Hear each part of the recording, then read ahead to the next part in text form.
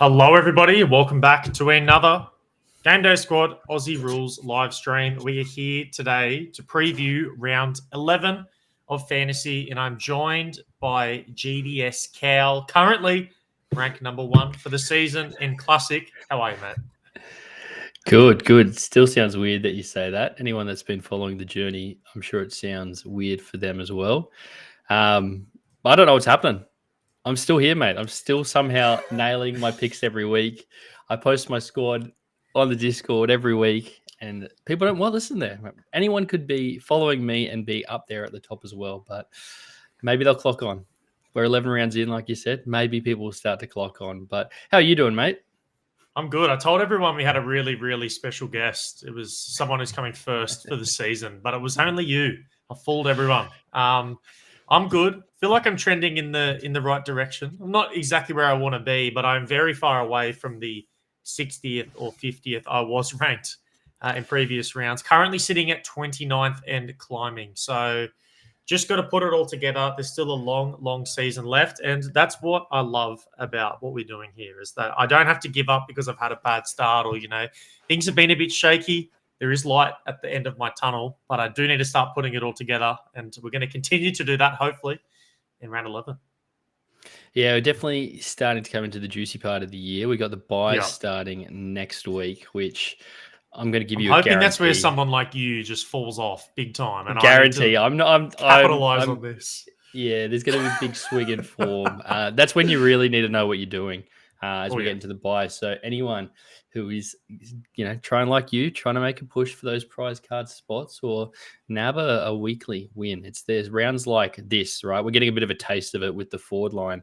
And you really have to look through the squad to figure out who you want to play. But that's what reality is going to be like for the next 4 weeks. So, this is definitely going to be a tough month. So, this is the start of it. But it's also this round, it's worth mentioning. It's the final of the GDS Cup. So, shout out to Monkman, who is in here. He's asking for help. Mate, you don't need help from us. We need help from you. He was on the show I've got you today. I've got some spicy picks today up forward, and maybe he's already considered. Maybe he hasn't. Maybe I've got him. I've got him for what he needs to round out his forward line. But look, let's get into it because I've read some of the lineup news, and there's some big ins. There's some big players back. Let's start it off with tonight. We have Geelong versus the Bulldogs. Tommy Stewart in danger. He's out. I feel like that's interesting, although he's playing practically as a full-time forward. Maybe opens it up a little bit for someone like Myers or Cameron. But they're probably the only two notable ins and outs there. In the next game, and look, someone I was considering, and you're going to be super shocked, is Toby Nankervis is getting managed. And I was seriously considering starting him against Essendon due to their form at the ruck position. No one's given up more in the last 5 weeks to rucks than Essendon. So, I definitely had him. I was going to throw him as a bit of sneaky, maybe in the Challenger or Champion competition, which I'm doing horrendous in, by the way. My form is not across all comps. Because, he had that opportunity. Now it's just a bit of a nothing game. It's like, that's the perfect game to rest him. But, man, big opportunity for a pod massive player. He's just for fantasy, especially. Next game, Carlton Giants. I've got a really big name in this one.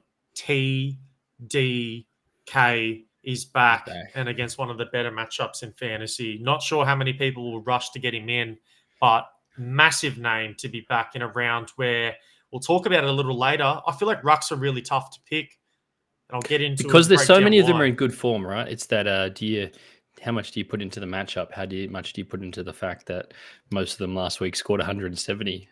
Yes, well, also a matchup, as you mentioned, and I'll explain. I'll give some context to that a little later. But look, nothing too much else in that game. For the next game, found it interesting that Kadeen Coleman's getting managed already. So, we spoke about potentially Zorko maybe getting some reduced points when him back and, back in full strength. But didn't bother him last week. Yeah, it didn't bother him last week. Zorko was still terrific. But absolutely. No Finn McGuinness. Which is, if you're looking, not that it's the best matchup, but someone that is looking to play a Dunkley or a Neil. No Finn McGuinness to worry about in that midfield. So, Absolutely. Look, next game, North, Pies. Nothing too big here. Side bottom getting managed. He's out. But look, Zach Fisher in, Paul Curtis in for North. And Paul Curtis has been in some pretty good form in that forward line. Sneaky one where he's back in, tough matchup. Probably never playing in anyone's squads during the regular games, but as you'll get to, there's a few big outs.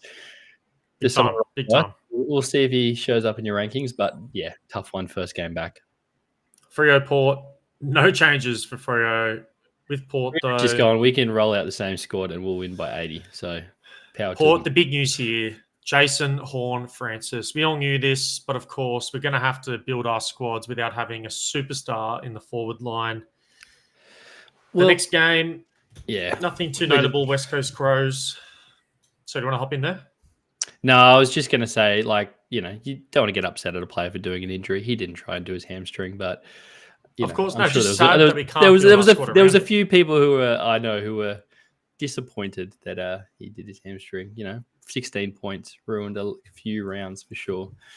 Sure, mate. Look, let's get to the next game. My Swannies and the D's. Jake Lever back in that defense. Your boy is back. Your captain. Big name.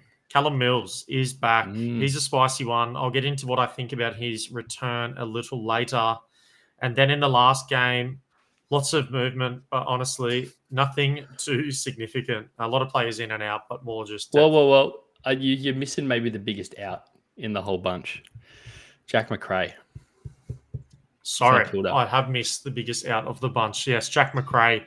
Who we weren't sure if he was certain, but yeah, you already knew he was out, but we just wanted to see it there on paper against a pretty good Suns matchup, which is really disappointing because, he would have gone big, and I reckon it would have been a question of how much do we actually put salary on him this week. I really liked his matchup, but unfortunately, none of that. So, lots happening. Make sure you're in the chat letting us know how you're going, how your season's going, and what you need help on. Apparently he's extremely mild, old McRae. Nothing too hot, so we'll take it. We'll take it. Let's get into it, though. What we're going to do from now, we've spoken about, what the round is sort of looking like in terms of ins and outs. We're going to go through some rankings. We're going to put them up. Yeah, let's do it. It's been a while since I've been on. You've had some good guests come on. It's nice that I can jump on and rip your rankings. But I tell you what, you're in a lot better form than last time I was on here. So it is good to see you climb back. It's not fun when I'm winning every nailed week. Some picks last week just quietly. Dawson, the mid one, nailed. Cherry and Marshall, I said, they're my two starters. Nailed that. Very hard to miss Rux last week. But Dawson, I was on the fence. And you boys talked me into him, and I'm very glad you did. So, but we'll get to him in a second, I'm sure. First thing that I've noticed here is your lock emojis are gone. You don't even have it on your boy Whitfield. What's happened? This is a really tough round, and honestly, it's because of matchups. And never that you're going to fade Whitfield, hence why he's still at number one. But honestly, there could be a case, and you could make a reason for sort of subbing in and out anyone just due to form, to a feeling, etc. Because unlike other rounds, I actually don't think there's as big as a margin with some of these matchups as you would see before. So hence why I don't have any locks, but I still have a clear rankings, and I still think there's players that you should be starting off with Lucky Whitfield. I was just looking through. We've got, obviously I haven't seen your rankings. We've got six players we share in your top six. So we've got them right. We just have one difference as we go through. The big one that I want to talk about straight away is you've got Callum Mills on the board. And as Monk's called out, he's gone, where's Lockie Ash? You took him out for Ash. He was at 10 when I saw Mills was in because I wanted to have the conversation. And Ash has sort of been floating around for me, that 7 to 10 mark. So I thought it was a good opportunity. But Ash probably is more deserving for the round. But Mills, honestly, there's a scenario where he goes nuts this round. The only thing I'm worried about is where we're going to play him, hence why I'm not jumping at getting him to my starters. But, Goulden's still not back. There's a real opportunity for him to come into the midfield and have a really good, solid role and to score great points, whether that's this round or in rounds coming. I'm unsure, hence why I'm a little hesitant to jump at it right now. But we could be having a completely different conversation next round. Yeah, I'm really interested to see how he goes for the boys around him, what role, like you said. But it's very it's tough. It's tough. I want to get Goulden back in that team. I'm sure you do, and see what that will look like, particularly moving forward. Let's keep going for the back, though. Why don't we go to Harry Sheasel? I was only 2 weeks ago talking about how he's got his halfback role. He's back. He's back into his best form, but he's just changed his role again. And when he's playing that more forward role and playing higher up the ground, he's just not scoring as well. So this round in particular, I still think we're going to see him there, and I'm going to fade him because of it. Yeah, he's the one I've got in that you don't. And he's in my 7th spot there. I am nervous about playing him, but I'm also very nervous about not playing him because I've seen him go huge. So yeah, up against Collingwood, you'd imagine if he's up forward, he's not going to get much of the ball. Someone like him, you'd want your best players involved. I hope they swing it around and get him back involved, but I'll be watching him nervously. But I still think even when he doesn't have the huge game and he's up forward, he still manages to find a way to get around 100, which is, like he gets around 100 to 115. Agreed. Yeah. It's a floor I'm willing to take because of the upside, and he's shown he's got the upside. So yeah, that's why I've gone with Sheasel. The person you've got in your 7 that I don't is your boy Jake Bowie. Yep. Yes, I do. And I really like what I see from Jake Bowie. He's going to go against the Swans, who have been giving some points up to defenders. They're not like one of the better matchups, but I think they're within the top 8 to 10 teams, somewhere around that mark. So pretty mid, but man, his role is really good. And he had a off rounds last round, but by his standard this season, he's been scoring like 115s, 120 pretty commonly, and I can't see him getting any attention. If anything, I feel like a Jordan or something might go to Salem instead. So he's sort of going to be that player that gets it, if any. I can't see it happening, but yeah, he's playing really good. He's just good performance, great all around. And if 94 is a really bad score, I think he's going to do a bit better than that this round. Yeah, I'd be nervous to play him just again with some of the quality, but I see why you would. Can you bring up that comment from the Monk Man? I think he's got a bet. He is obviously playing for a prize card this week. Yep. In the GDS Cup. He wants another bet. Are you taking that offer? I just for the record, I think Ash outscores Mills, but for the offer, I'll take it. 700 grams of the finest crunchy peanut butter cow, not smooth. Crunchy. Yeah, I want that. I know I said that in the Discord, but I want that on the record. I can handle crunchy peanut butter. But he prefers smooth. Like a weirdo. Anyway, we'll move on. We won't harp on it too much, will we, Muck Man? Wayne, get in. Can I talk about a player? No, of course. We can talk about him. I did see something funny. He was at a ground. Someone tried to get him to sign a piece of paper, and they mocked up like a little extension, and it was like, Isaiah Wanklyn-Miller signed for 12 more years with the Saints, and someone handed it down to him and he signed it. He did sign it, though. I did see that. It's good fun. I definitely like Sinclair more. I did think about playing them both. I do like the matchup for them both. There is a world where both of them are in my squad. I panic and get both of them in there, but I can see why someone would be wanting to get him in the squad this week. He's definitely a play for me. I've just run out of players in my squad I want to play. It could be the Sheasel. The Sheasel was the person I'd probably have to drop for him, and I just like Sheasel's upside a little bit more.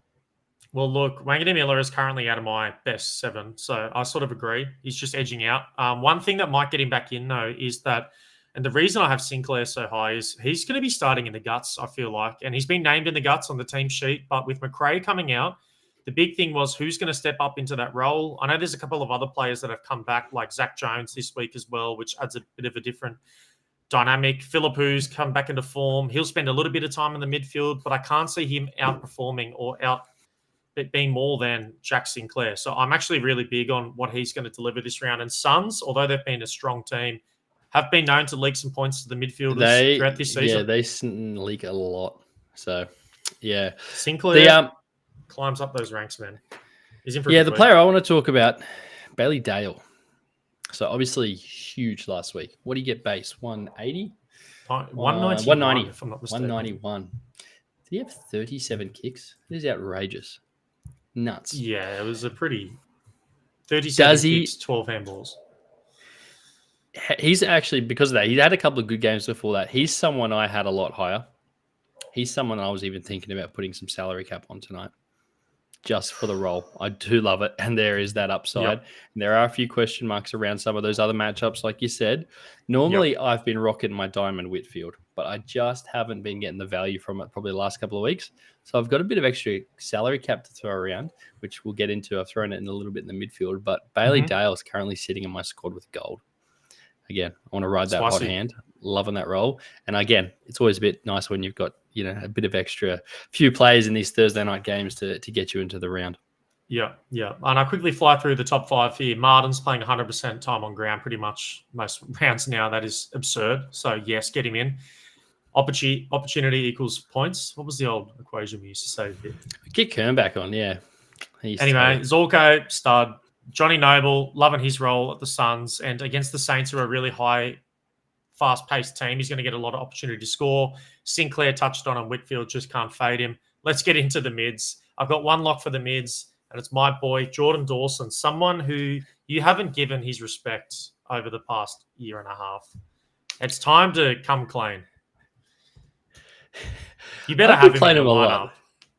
Yeah, I actually have him as a gold. He's part 2 of my Whitfield salary cap that I've dispersed. I've actually put it on Geordie Dawson. Really like the form he's in at the moment. Really like the role he's in, and I like the matchup.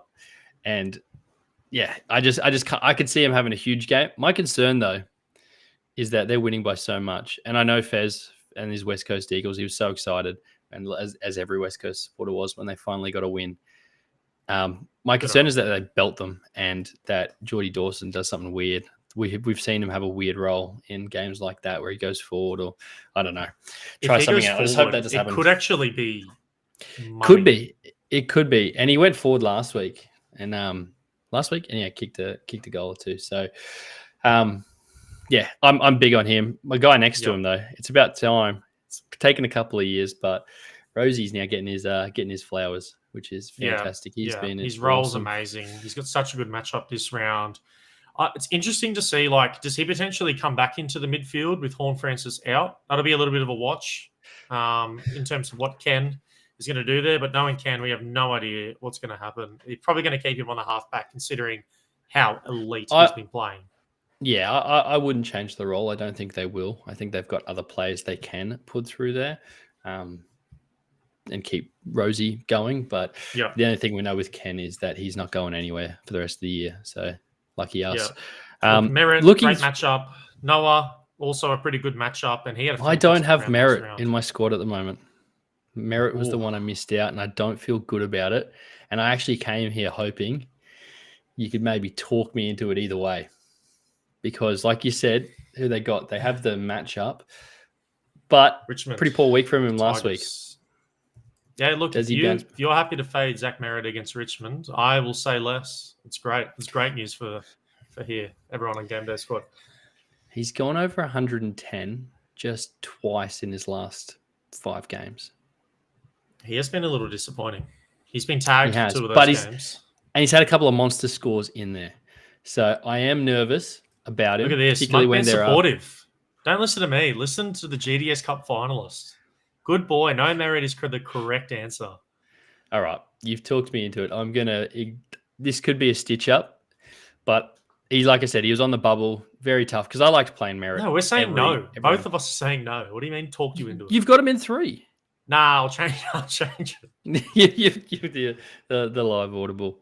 So he's them. I've got Noah in. Bont. Let's talk about him tonight.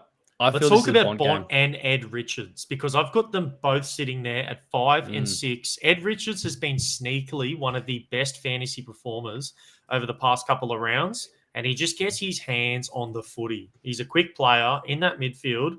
I see a game like tonight. I was honestly tossing up. I sort of thought I'm going to play 2 of the Dogs midfielders, but which ones? Because Lib has been in career best form.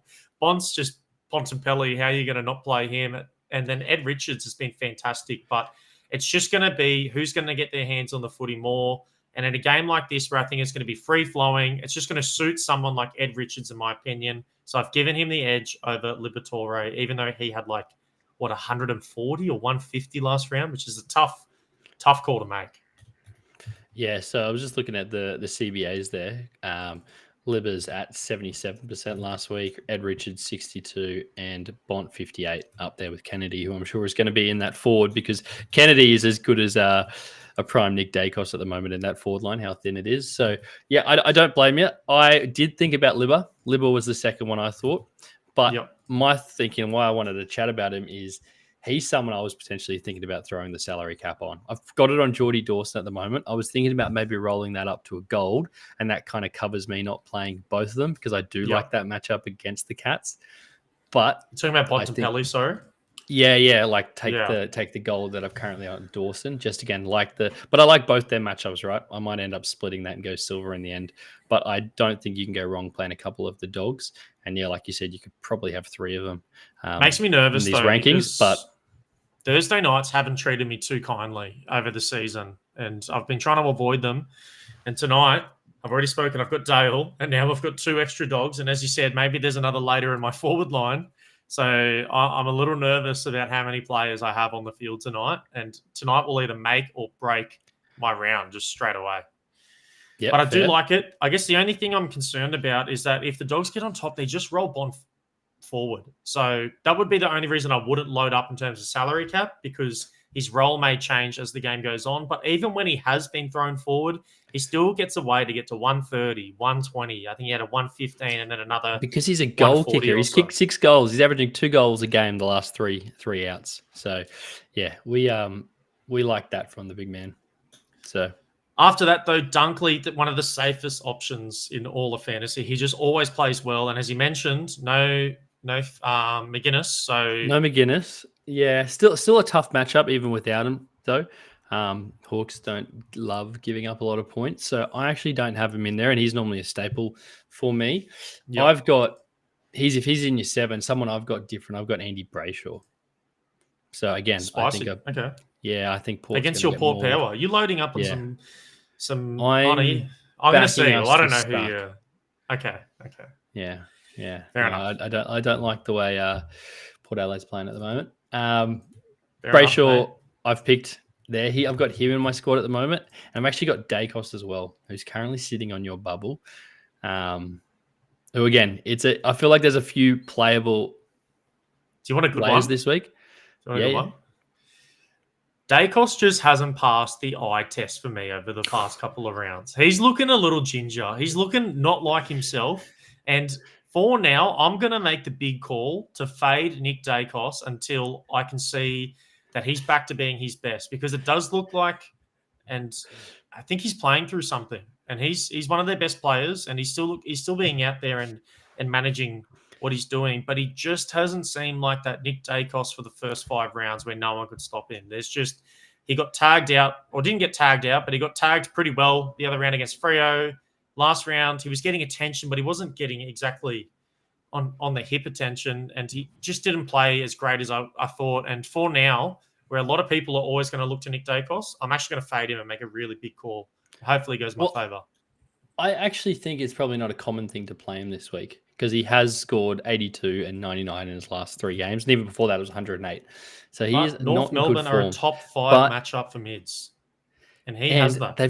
They've just come off a win, which you just know they've spent the whole week celebrating their win. So I think they're absolutely primed to get mauled. There's nothing better than Nick Dacos out the back, cheap touches, and I think this is going to be an absolute gold mine for it.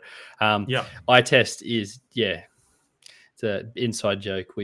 Tom's been hitting me all week with my OKC Thunder, telling me Tom thinks the eye test is more important than the analytics. So I think you'll be wrong about the Nick Dacos one, just like you're wrong around my boy J Dub. Look, let's keep it moving. We can talk about OKC and NBA all day, but we're not here for that, man. We're here for some Aussie rules. And I thought we were. Dacos eye test. I thought we were. I got dressed up and everything.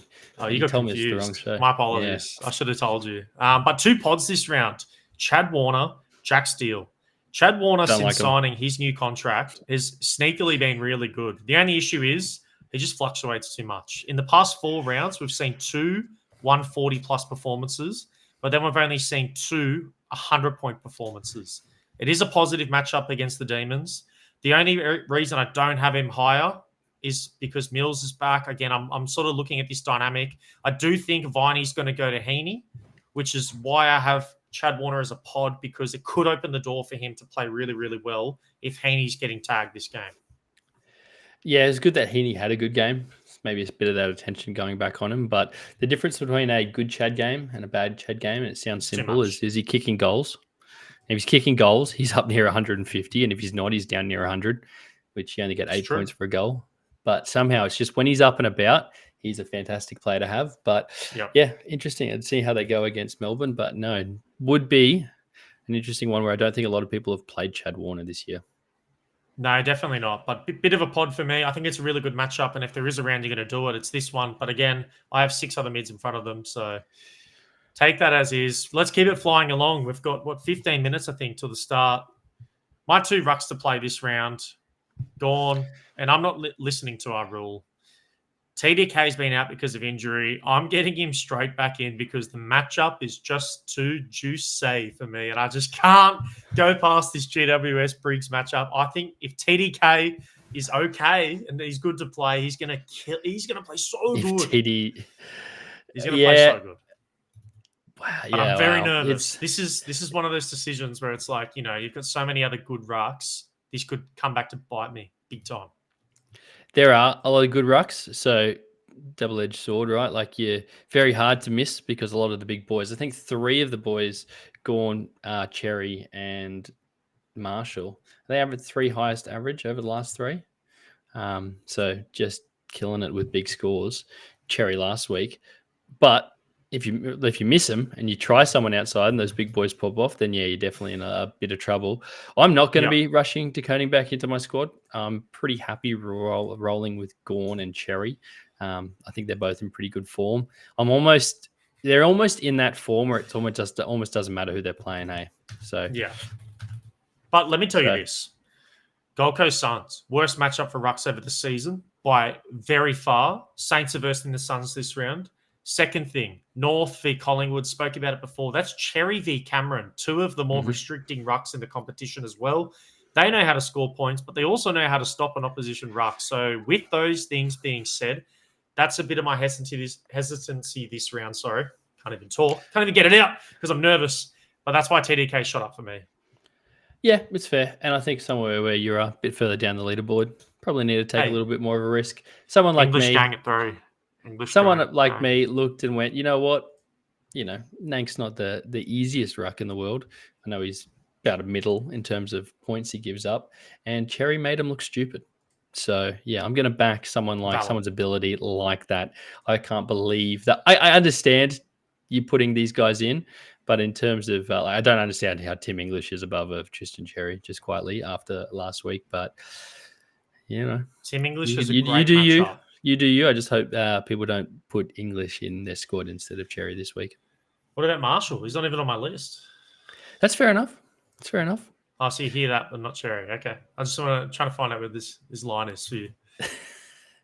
The line is definitely don't play elite ruckman ahead of Tim. Oh, yeah, don't have Tim English ahead of these elite ruckmen. Fair enough. I'll hear it. Let's keep going. Let's go to the final position. Let's actually get to the fun part. Yeah. The forwards. Monkman, this is what you've been waiting for. And my recommendation for you is going to be Adelaide Crows. And one in particular, of course, Rankin, because he's going to go through the middle and go forward. But the one at number 5 is the big ticket item that could win you a round. And it's Riley That's Philpott. Disgusting. Against West Coast. The best matchup for key forwards there possibly is and historically has been, not only for this season, but years prior. If he can have a day and if he can get a couple under his belt early, I think this is sort of a round we can see him explode. And the thing is, we've seen him play really good. We've seen him score over 100. And last round, he had 11 kicks, 5 handballs, 7 marks. He had 87 fantasy points without kicking a goal. The role is there. He will get his hands on the footy. But if he can have one of those games where he can kick 3 or 4 like he did earlier in the year, this could be one of the winning decisions that I have for this round. Is this one of those eye tests again? Can I give you some analytics? Eye test. Go on. Thilthorpe he's gone over 100 once in his last 6 games. That's fine. Yes, he has the matchup, but it's not Jesse Hogan. As much as Bales and the other Crows fans will try to tell you he is as good as Jesse Hogan, he's not. I'll be staying away from Riley Thilthorpe. But I'll give you this. I do like the Crows matchup this week. And I was even thinking, is this a round where you sneak someone like Rochelle or Keys in? No, not in my classic squad. I didn't end up doing it. Probably a bit too much of a risk. I do have someone on the board there that I'm going to take a risk on instead. But in my other competitions where I want to have a bit of a swing, I do like it. So if you're gunning for a prize card and you need to have a swing, go for it. But yeah, you'd be holding your breath for Big Thilthorpe. Someone I can't get into my squad that you've got pretty high, Marich. I still haven't been able to get a hold of his gold, his bronze card.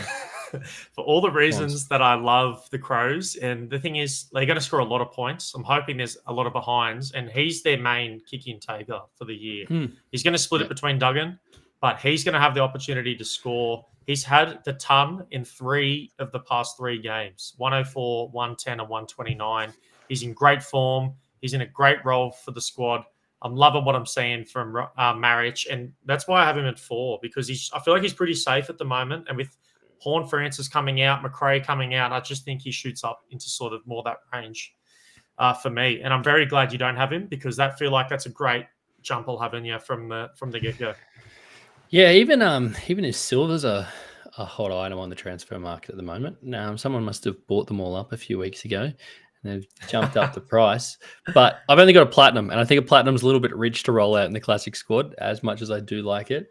But can I give you someone else? I'll give you a couple matchups in here that I really like. How about the Monkman saying to everyone, and should listen to him, he's second in Classic and made the GDS Cup. Please do not select Myers. Now, I don't know if that's a zag because he's starting him, or if he's truly giving us some good intentions here for everyone, but I'm with it. He can let us know. I'll give you 2. One you've got on the board and one you don't have on the board. That are both in my squad. Yep. Luke Jackson. Starting ruck. How good, baby. Starting ruck against a just awful Port Adelaide team. A horrible team. Oh, sorry. That's your team. Goodness. That's all right, mate. That's all right. Horrible. Yeah, terrible. And they just love giving up points to ruckman. So I am playing Luke Jackson, and I'm playing him with a lot of confidence. Absolutely. Right, mate. You could. And the other guy I'm going to roll with, bit of a risk, Toby Green. Oh, man. It is a big risk. Talk that he's going to be playing some midfield minutes with Callahan out. It's game 250. Big game, Toby. I've got him currently sitting in my 7th spot. I don't feel great about it, but I fell for this trap before and I've had a 50, but I think I'm going to do it. You want to talk about form of Riley Thilthorpe. How about Green hasn't had a game over 100 in 6 rounds as well, mate? So. They both come into it with the same number of hundreds in the last 6 weeks. Yeah, and you're saying one is an absolute, you're silly for starting, and you've got one at 7. Yes. I can hear your reason for wanting to start Toby, but I did say it was a risk, and I did say I've got him sitting there in my 7th spot, and I currently don't have any of the North Melbourne boys in, and I think I normally average about 2 of them in, but I've finally just given up. I think Luke Parker put a sour taste in our mouth. So, yeah. Bailey Smith, can we just chat about him for just 1 second? We can. Is there a chance tonight, with all the attention, that he has a stinker? Yeah. Well, is he on fraud alert tonight? He had a bad game tonight. By his standards last round. He only got 144 fantasy points. It was pretty disappointing from him. There's a chance, but I can't see a world where he scores under like 120 ever. His stinker is probably going to still be higher than his stinker's going to be like a Bond stinker, where he's still actually playing really well and scoring well. It's just not as well as you think. Yeah. Nah, let me keep it moving. Cozzy Pickett, I need some apologies. The Discord was coming at me recently saying, Cozzy Pickett, horrible pick. I went and got him. Well, you want to talk about the past 6 rounds? We can keep talking about that. We've got 4 tons in the past 6 rounds from Cozzy Pickett. He's coming off 123 and 117. He's playing time in the midfield. He's pushing forward. He's versing my Swannies. And I just think with his role, the way he's playing, the form, he passes the eye test, Cal. And he's coming in the squad. What's he got? Yeah, 71 CBAs, if you are wondering, from last week, which is pretty good for old Cozzy Pickett. Yeah, I believe myself and the goal practitioner from Blokes on the Ball were on this show laughing at you openly about Cozzy Pickett. We've already given you an apology. You're not getting another one. But then you took it back. But then now I need just one more to. I took it back, did I? Yeah. Jeez, get the receipts out for that. He is currently not in my squad, but he is borderline in my squad. He's just outside of that Toby Green if I do panic. But I think I'll stick with it. Well, how about whilst we do this, you pull up your squad and then I'll put your screen on so everyone can see. But Monkman's brought something up, and I know we had a little discussion before the show, and you've actually you're going to go with this play. So maybe I'll let you take it away here and give you the floor. But no Shea Bolton, boys, is what the Monkman said. I've got him in there. Don't let Tom speak for both of us. As you can see in my squad there at the moment, I do want to get Marich in if I can get his bronze. So I do like Bolton. Obviously had a big game, and like I said, I think Port's going to get mauled over in the West on Saturday night. So it'll be tough to take him out. But he's currently in there in my squad. I am only rocking with the one diamond, like I said. I've been rocking with a few all year, trying to spread the love around, but I just don't have the diamond in the players I want this round. So, yeah, Big Gorn's going to carry it for me. I've got Cherry in there, the set and forget. Rosie is going to be my stud, and you can see your boy, if this doesn't tell you that I'm on your boy, Geordie Dawson, throwing a gold on him over someone like a Bont, I don't know what else will tell you I'm on it. So that's my squad. I'll post that in the Discord. Anyone that wants to join me up the top of the classic leaderboard, just copy paste, and I'll see you soon. He's up there, mate. It's that easy. You cheeky bugger. Alrighty, let me kick you off. I'll quickly show you how I've distributed my salary cap, but got a couple silvers. I sort of did this last round, but do have a couple of big players that I'm going to play in TDK, Dawson, and of course, my boy Bailey Smith.